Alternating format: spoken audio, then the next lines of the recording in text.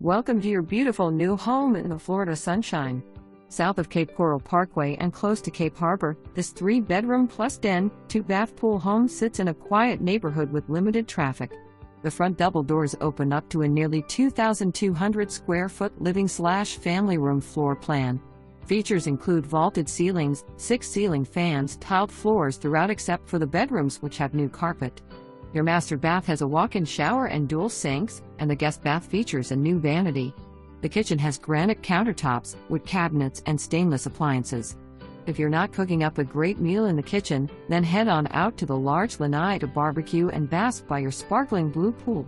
You'll be the envy of all your friends up north when you share your photos on social media. The yard is fenced so you can enjoy some privacy and go ahead and let the dogs out. The laundry room is located inside the home with a walk-through to the garage. This home also features accordion shutters over windows for hurricane season.